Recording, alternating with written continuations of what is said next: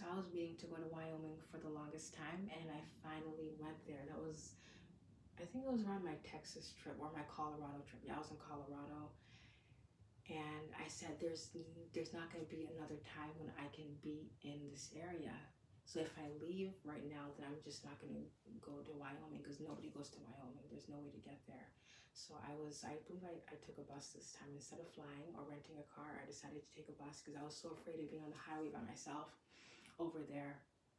And it was a really distressing situation because when I got to Laramie, there was nobody there. I thought I could get a taxi from like the bus station to my apartment, and I could not do that.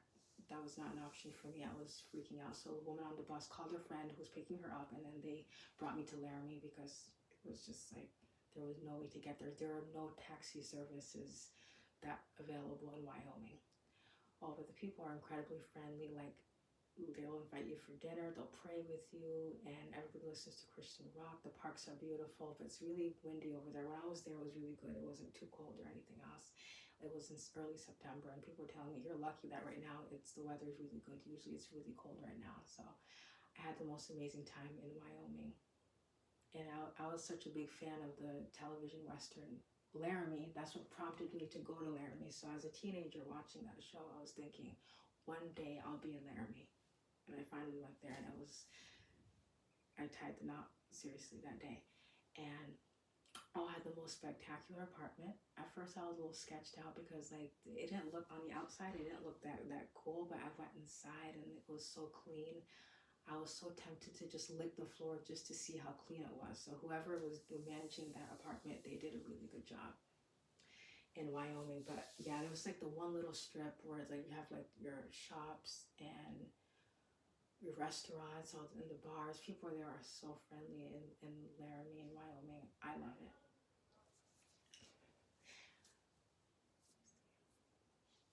And like I'm an entertainer, I'm a performer. I'll go anywhere, like the big cities. I'll go to Chicago, New York, Miami, Vegas, and I'll talk everybody's ear off that door. I'll be like the most like active person. But when I was in Laramie, I was in Wyoming, I was so shy. I was like, I've never been so shy before. I couldn't even talk to anybody. I was the only black girl at the bar.